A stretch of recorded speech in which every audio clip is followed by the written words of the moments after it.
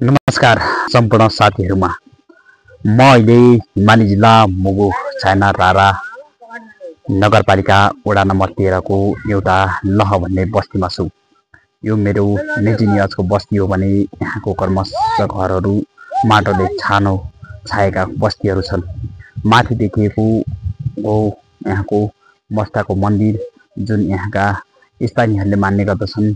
प्राय स्थानीयहरू नै यहाँको स्याहार सुसार मन्दिरको हेरचाह गर्ने गर्दछन्।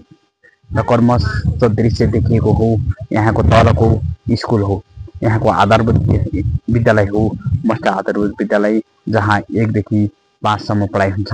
र कर्मश पारीतिर देखेका दृश्यहरू अन्य गाउँका हुन्।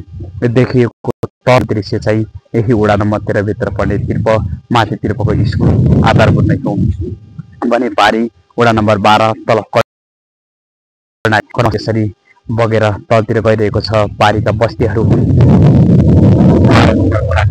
सरिएर रहेका बस्तीहरू कर्मश देख्न सक्नुहुनेछ। र यहाँ नजिकै रहेको छ ठुलो रुख, यो हो तिमुको रुख। र कर्मश रमणीय ठाउँ। अहिले कार्तिक लागिरहेको छ भने कार्तिकमा किसानहरू बाली भित्याउने कर्मश जारी नै छ। देख्न सक्नुहुनेछ एउटै छतमाथि यता धान भिजिरहेका छन्, उता धान भिजिरहेका छन्। कर्मश वनबाट चुटेर धान ल्याइएको छ भने यहाँ देख्न सक्नुहुनेछ। यो सम्पूर्ण सिमी हो। रुख यहाँ ठुलो रुख सिमीहरू छतमा राखिएको छ।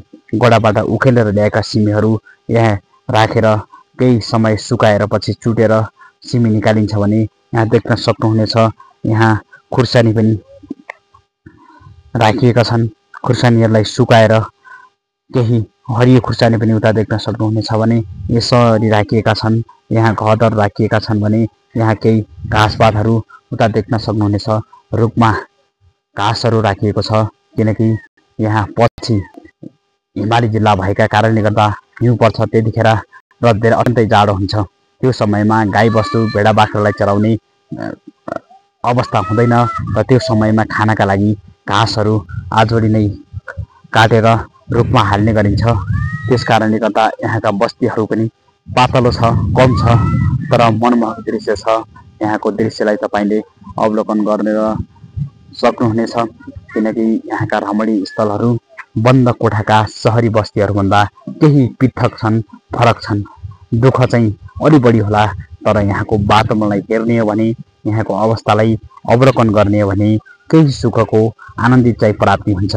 किनकि यहाँका छरिएका रहेका बस्ती भन्दा पनि यहाँका मानिसहरूको मनको कुरा हो।